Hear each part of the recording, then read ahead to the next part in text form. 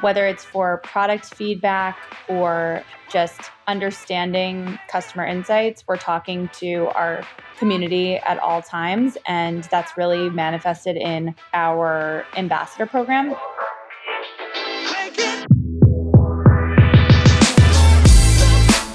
You're listening to Retail Remix, your inside access to candid conversations with the people shaping retail's future. Here's your host, Alicia Esposito. Many brands are going through a marketing remix of sorts. At a time when budgets are strained, consumer behaviors are shifting, and overall spending on different categories is fluctuating depending on the day or the quarter, many marketing teams are thinking critically about the channels they're using, the messages they're putting out into the world, and most of all, how these channels and tactics ladder up to specific commerce initiatives. Dormify is a fascinating brand that is going through this process, but is also staying true to its core, which is community. Amanda Zuckerman co-founded the Dormify business with her mom after experiencing a bit of a struggle shopping for her dorm room. I'll let her explain the whole story in a second, but what really struck me about Amanda and the work that she's doing as Chief Brand Officer and President is that they're really taking the community, elevating it, and amplifying it across channels to drive growth. We're hearing a lot about this idea of community-driven commerce, and Dormify is a great example of a very specific brand with a specific niche or focus in the industry, and in turn, a very specific audience. She has some great perspectives on brand building, brand strategy, but also how that North Star, that core brand mission, really trickles down into everything else. Listen in, because you not only hear a little bit of insight into the Dormify brand and what the priorities are, but also you will get some great tactical tips and takeaways too. Amanda, it is so great to have you on the show. Thanks so much for being here. Thanks for having me. Excited to chat today. So you started Dormify after shopping for your own dorm room with your mom. The story goes that you struggled to find a destination that had everything you needed to outfit your space, which I have always found very interesting about your brand, because I feel like the home and decor market is so big and there are so many players. So I'm curious, as you started to toy with this idea in your head, as you identified those pain points, why do you think this was such a gap? Why was this such a problem? Well, that's exactly how I felt. Like, I was actually a freshman or an incoming freshman back in 2009, and I couldn't believe that this gap in the market existed. It seemed like someone should have captured this opportunity a long time ago. But a lot has changed since we first came up with the idea. So to your point, there are a lot of home players, but at the time, and really the reason why Dormify exists, is there's no retailer that's 100% dedicated to college students. There's obviously competitors in our space, but they have a lot of other customers that they are speaking to. So the three pain points that I wanted to solve for after my own shopping experience were: one, that there wasn't one place to get everything that you needed for college. You had to go to many different places to curate from the items that you wanted to bring fashion into your space, but then also function into your space. You might have wanted to create a high-low mix. There wasn't one space or one destination. And then two, there wasn't twin XL bedding that existed at the time that was stylish. Everything that was twin XL, which is the required size for college, was very youthful, bed in a bag, didn't allow for any sort of self-expression or personal style. And that was the opposite of what I wanted. So we thought Dormify should be the antithesis of the bed in a bag. And third, there wasn't anyone there to help you through the process like an older sister or an older friend would. So I was the first in my family to go to college, and I didn't know what to expect. I didn't know what to bring. So hence the content component of Dormify today that really nicely complements the product that we're making and the full one-stop shop destination that we provide our customers with. That's great. So you had very clear ideas of what the pain points were because you were living them and experiencing them Exactly. yourself. And I think that the point that really resonates with me with your response is the size of the bed and how it was like bed in a bag, very like juvenile. And I feel like the college market is so interesting because you're kind of at that crossroads, so to speak, where you are maturing, you are exploring your personal tastes and preferences, your modes of self-expression, and your environment is a great way to experience that, especially when you're designing a space on your own for the first time. So you had these pain points, clear needs in mind. So how did you go from point A to point B? How did you go about turning this idea into an actual concept where the rubber hit the road and you were not just learning about the market, but also about your customer, not just yourself, but your fellow peers that you were building this idea for? Yeah. Like you said, my mom and I started this business together. We came up with the idea while we were shopping together, and then we launched it. And we actually first started with a content site. So back in 2010, after my freshman year, we decided to actually move forward and do something with this idea that we had. And we looked at a few different domain names after thinking about like a brand that we could create around this concept.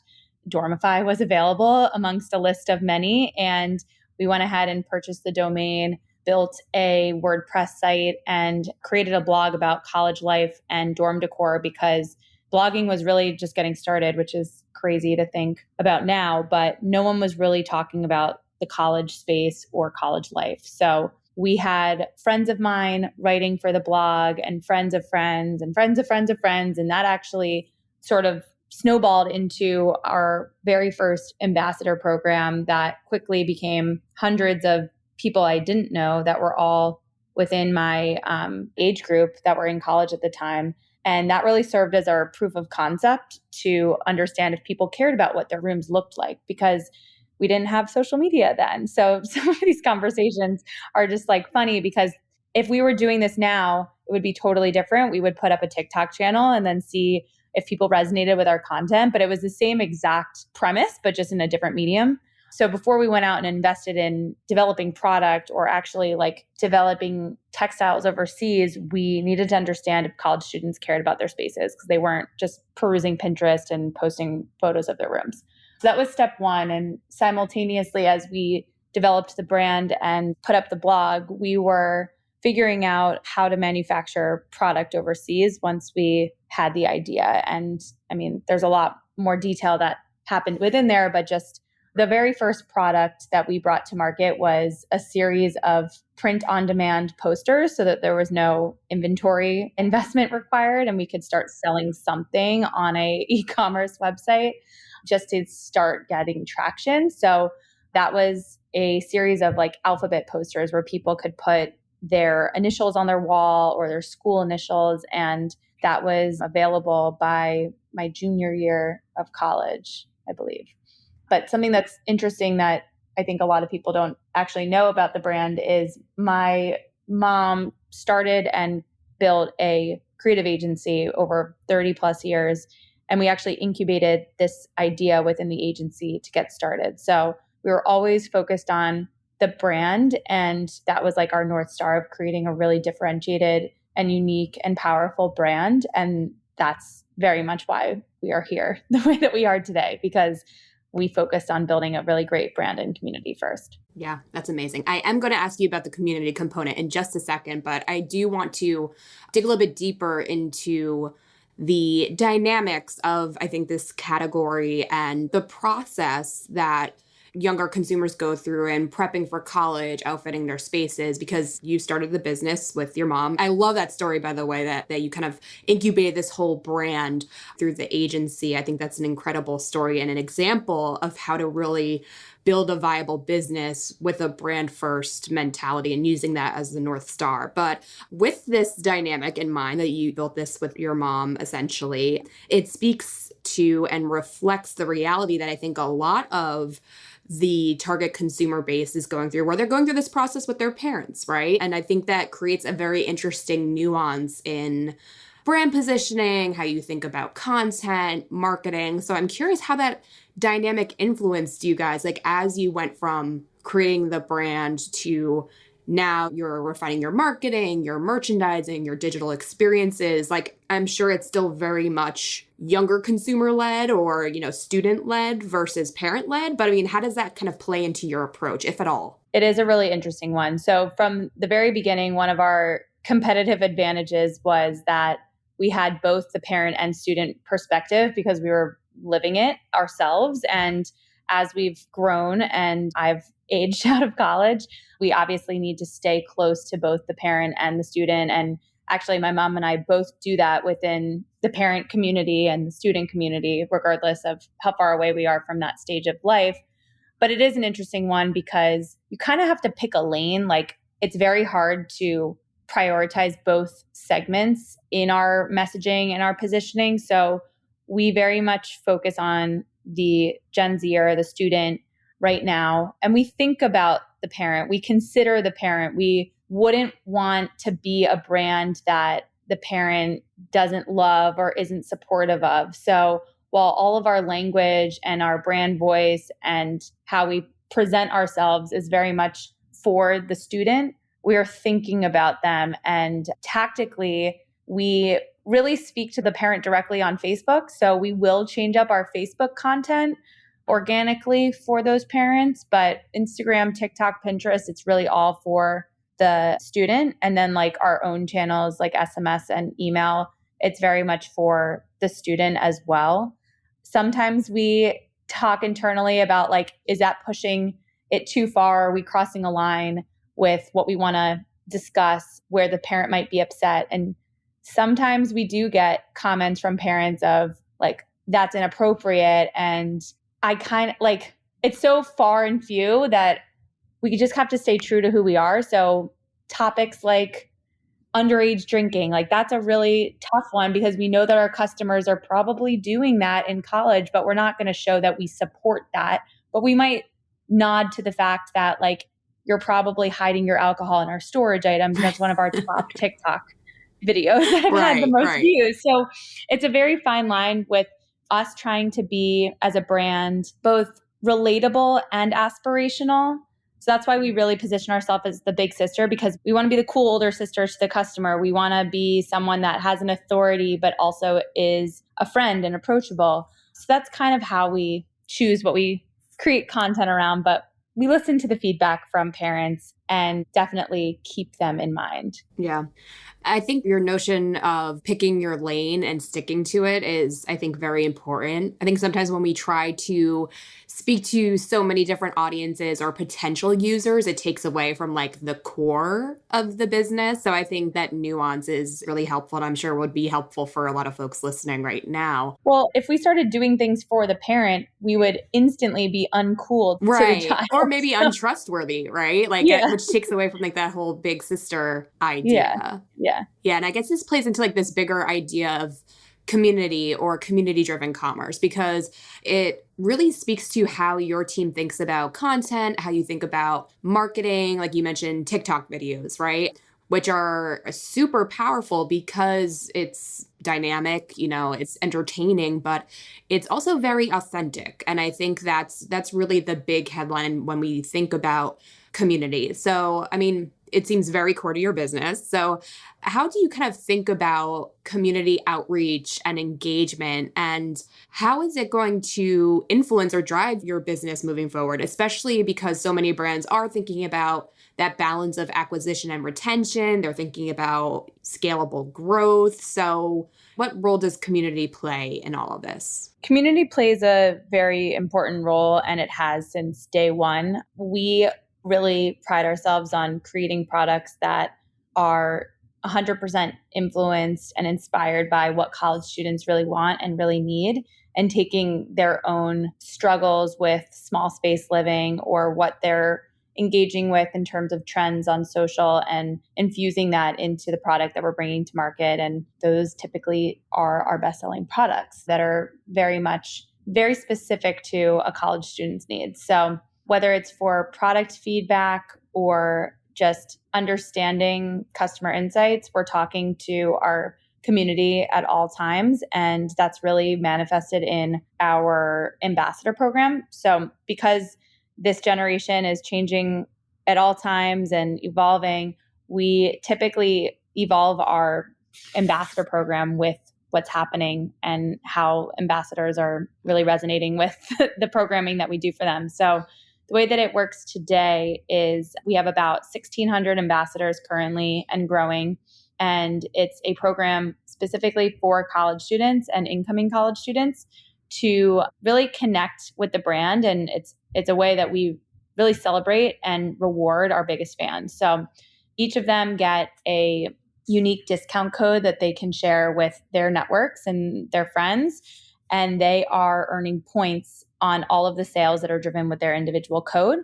And then they're also earning points for all different types of challenges that we're giving them outside of just driving new customers to the site. So whether that's related to content creation on their own channels, for our channels, for a partnership, or creating or responding to a survey or questions that we might have, they are earning points at all times. And then those points can be redeemed for a number of different things: gift cards to Dormify, free product, some of their favorite brands who are giving away things like Bay's Travel or a Dyson hair wrap, things like that. And then lastly, something that I'm really passionate about is you can also redeem points for career building experiences. So we offer different types of experiences ranging from an interview prep, mock interview, or a resume review, or a one-on-one like mentorship session with me or someone else who is either like a young professional or someone who's been in an industry that an ambassador is interested in. So we're always connecting with the ambassadors, and we're really excited about the program that we've built. And we really see this as a channel that will continue to grow and be a major source of new customer acquisition over time.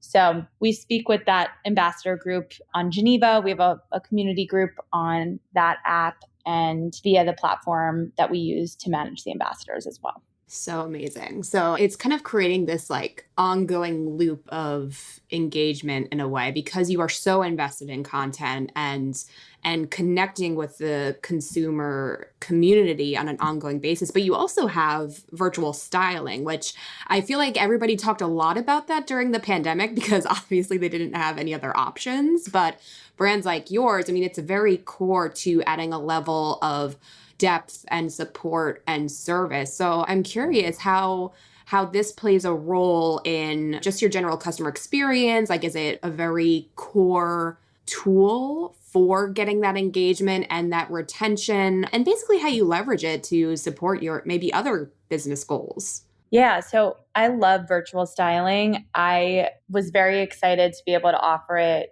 starting in the pandemic, but it was actually a pivot from a few different shopping experiences we offered pre-pandemic. So we, in the very early days of Dormify, did shopping parties at people's homes where we did trunk shows, and I traveled all over the Northeast to meet with customers in person, which I think is very important to do when you're just starting out.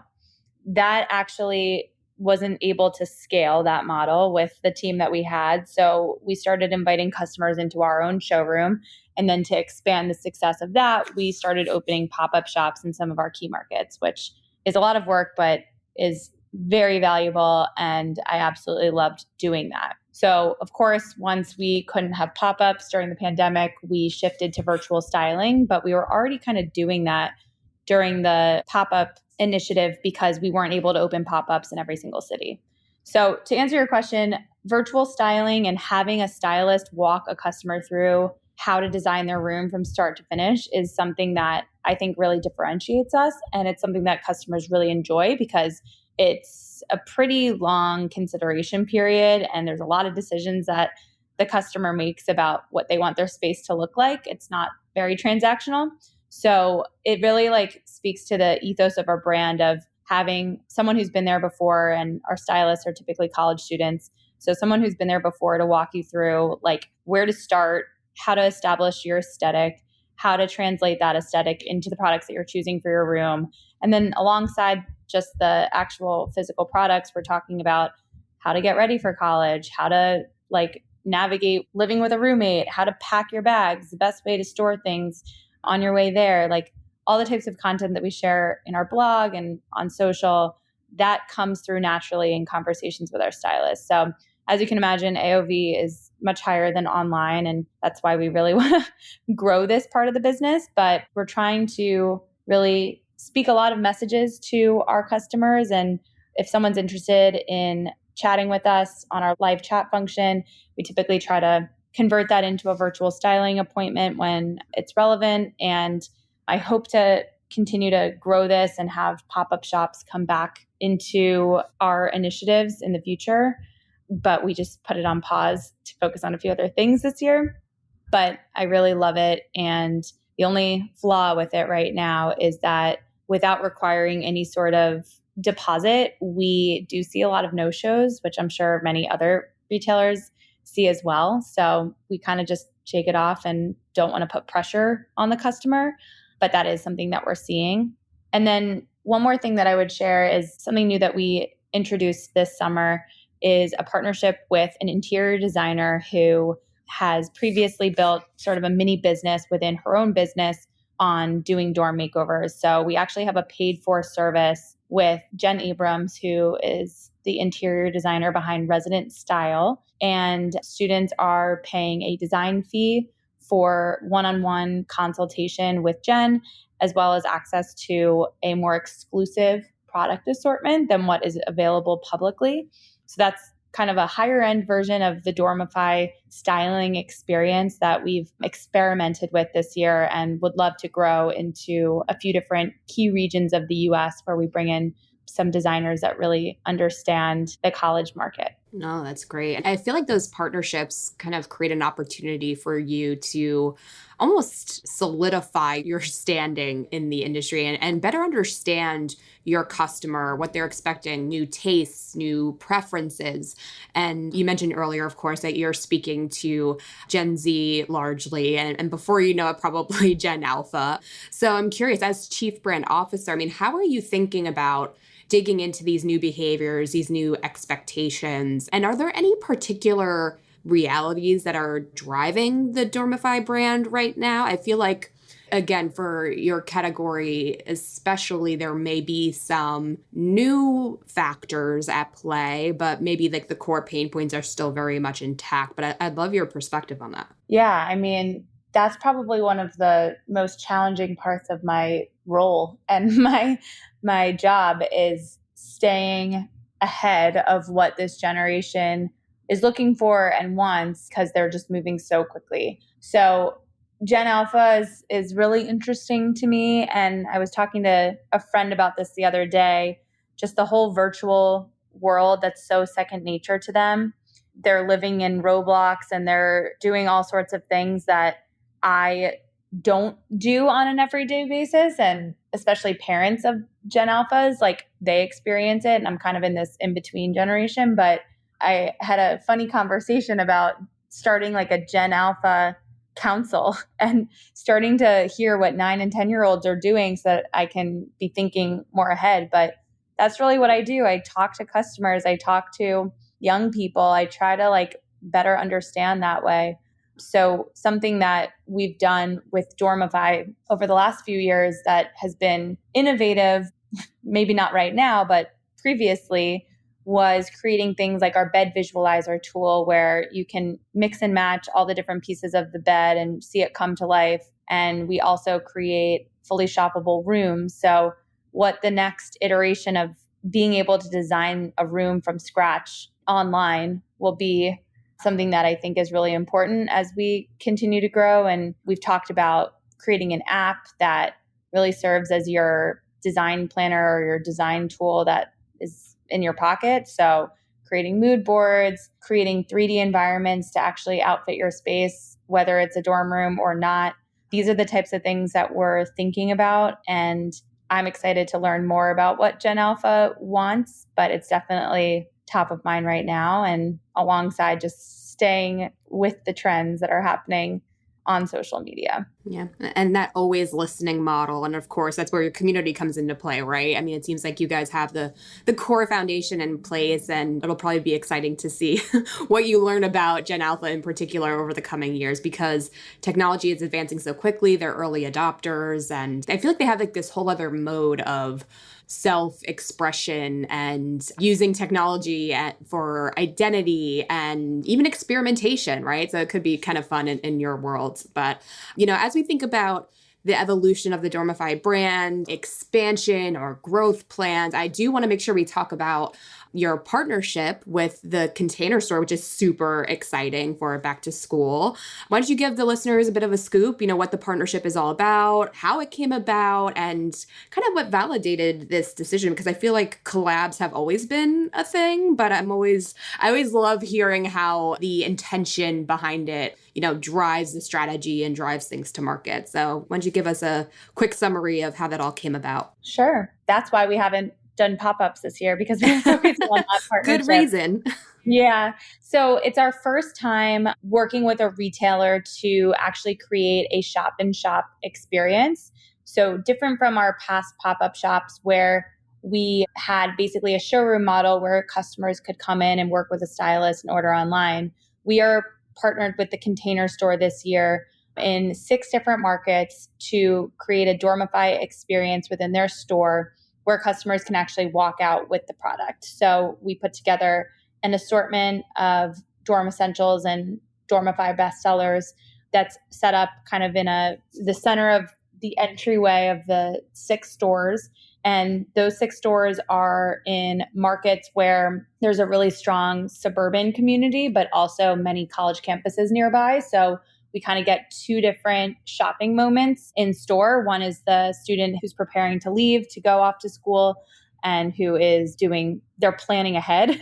But then there's a whole different cohort of students that are coming to that area because their campus is nearby that are maybe looking for last minute pieces, or they are last minute shoppers. So we're really excited to be in New York City, Nashville, Houston, Austin, Dallas, and Costa Mesa, California with these 6 shop-in-shops. And then we also are the very first dropship vendor that Container Store has brought onto their site. So they just unlocked the capability of drop shipping, and we were the first to be onboarded. So we have a more robust assortment of Dormify items that are available online to ship anywhere in the country. And the way that this came about, so to be honest, it was kind of not that exciting of a story, but I've always loved the Container Store. When I was shopping for college, I always made a stop at the Container Store. So we learned and have heard for many years that the Container Store is a complementary destination to Dormify. Even if you're shopping at Dormify, you still needed things from the Container Store. And it was such a beloved brand. So our customers were very similar. And we knew that we wanted to introduce Dormify to that customer in a bigger way.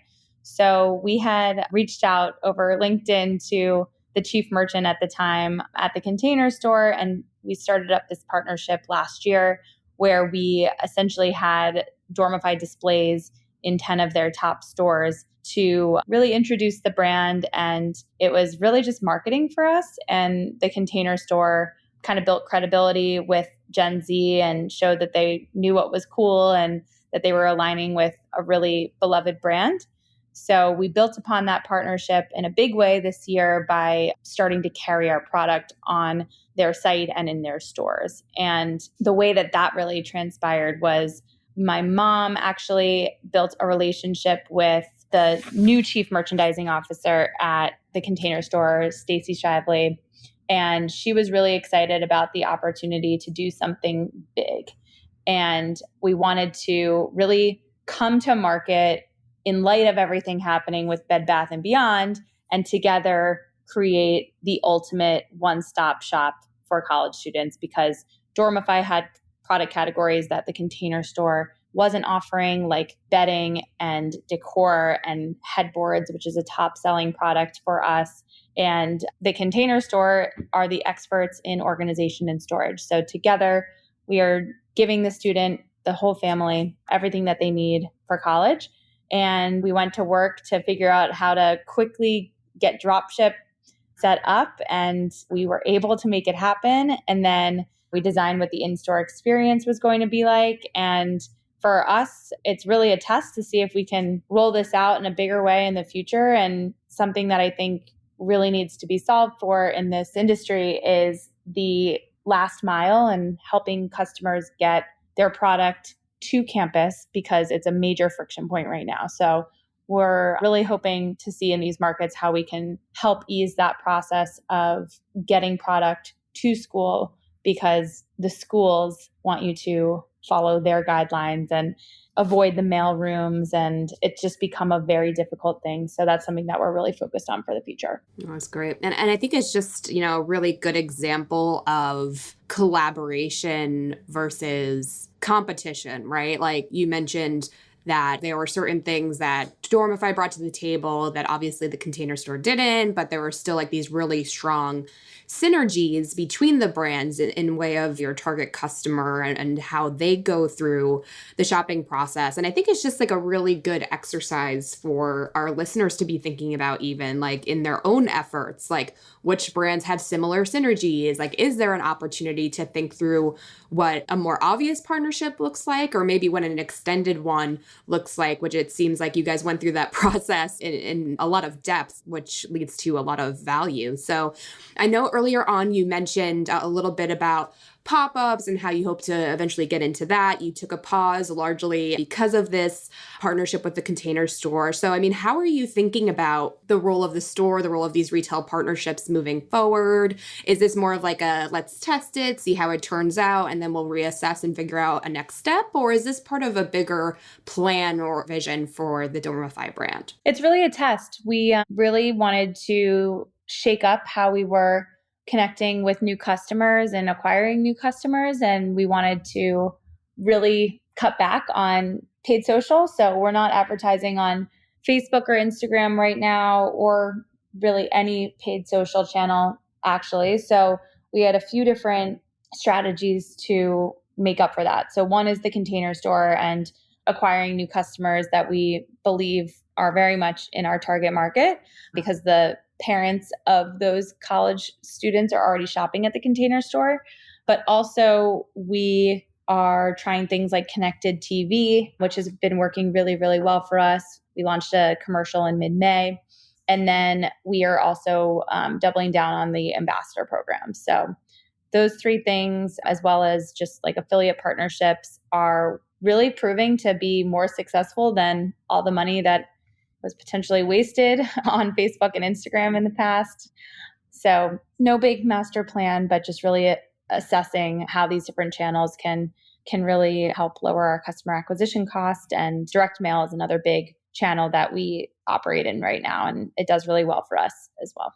That's really interesting. And I always love to hear how brands are rethinking their marketing mix. And I remember watching a session at an event. It was with the CMO of Anthropologie, and she was talking about how marketing, you can't really put all of your eggs in one basket, especially now, right? Like you should think about it from a portfolio perspective. So I think, in your case, hearing how direct mail plays a role, but also something as new and emerging like CTV that has its own unique set of capabilities and benefits. I mean, I think a lot of marketing teams and brand teams are kind of in a similar boat right now. So it'll be exciting to hear some results or see some of the campaigns and initiatives that come from you guys moving forward. But to that end, let's talk a little bit about the future and how you're thinking about the brand. And obviously, as co-founder and in your day-to-day role as chief brand officer, you obviously have a very unique perspective and live and breathe this every day. So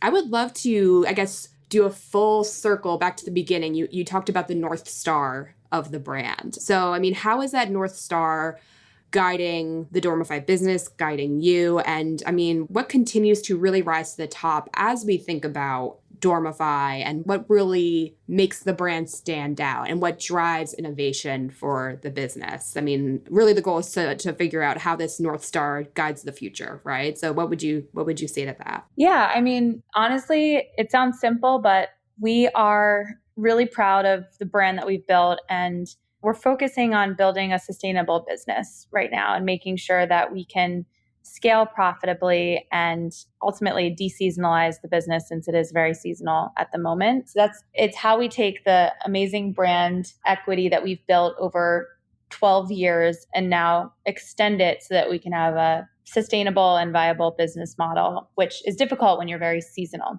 So what that means is take what we did for Dormify and how do we apply that to other life moments? How do we grow with the customer into their first apartment? How do we connect with them even before college so that they're decorating their first big girl room with Dormify when they're transitioning from what they had as a little kid to maybe when they're entering high school. So hitting more than one moment and working on that retention is really top of mind for us. And in order to really maintain the brand that we've built, we have to continue to put the brand first. And it's challenging during challenging times because you think about like what promotional strategy looks like, and you don't want to dilute the brand in order to move inventory, but sometimes you have to. But we try to balance that with brand building activities and making sure that we're doing things that don't require a lot of budget in terms of brand marketing, but just making sure that we retain the social channels that we're organically active on as really brand building channels and trying to drive new customers to sign up with our email and SMS list in order to really like convert them. I think where we've crossed a line is trying to make those social channels convert customers is when we start to see the brand focus get lost. So in summary, what I'm trying to say is that the channels in which like the brand is really leading, we have to protect those channels and not try to accomplish other KPIs there. So we can't lose sight, even in tough times, of brand building initiatives. And luckily, when someone like me is leading, we don't lose sight of it. So we're going to continue to build the ambassador program. We're going to continue to create great content and really build our blog, which we just sort of reinvigorated over the last year or two. We want to do new and exciting partnerships that really make sense for the brand. And ultimately, in terms of growth, we are trying to connect with the college student and engage with them in ways beyond the move-in moment. So whether that's in a content capacity or just selling them other things that are relevant in their lifestyle, that's what we're working on right now. So that might be moments like high school graduation and gifting, or college graduation, holidays, and moments like tailgating and study abroad that happen throughout the school year, and making sure that we have a curated assortment of products that we recommend for some of those key milestones in your college experience. So that's what we're focused on. Oh, that's great. I love that point, Amanda, around knowing those strongest channels, holding them dear in a way, right? Keeping them sacred and focusing on what really matters. Yeah. Yes. I love that. No, this has been great. And thank you again so much for taking the time out, because I know it is a busy time for you and the team at Dormify. So many exciting things happening, but I think really our conversation was filled with a lot of great insight in terms of your work, what your priorities are for the business, but also had some great takeaways for our listeners. So really appreciate you taking the time out. Of course. No problem. Thanks so much, and enjoyed speaking with you. And to all of you listening, if you have any follow-up questions for Amanda, we would love to keep this conversation going. I feel like the marketing world especially is at this really interesting inflection point, a lot of experimentation happening, a lot of emphasis on community. So we'll be sure to tag Amanda in the post for this episode so you can ask any follow-up questions. You can find us on Twitter at Our Touchpoints or on LinkedIn at Retail Touchpoints. And of course, we would love to hear your feedback on this episode. Leave us a rating or review on your preferred podcast player. We are on Apple Podcasts, Spotify, Stitcher, frankly, anywhere else. We are probably there. And while you're at it, be sure to subscribe to the show. Every week, we're speaking with executives and practitioners like Amanda here who are doing the work, testing, learning, and driving their brands forward. So be sure to subscribe so you can get those new episodes as they come to you every week. But for now, that is it from us, everyone. Thanks so much again to all of you, to Amanda, and we will see you next time. Take care. Thanks for listening to this episode of Retail Remix. Be sure to subscribe so you never miss an episode. You can find us on your favorite podcast player. Until next time, keep mixing it up.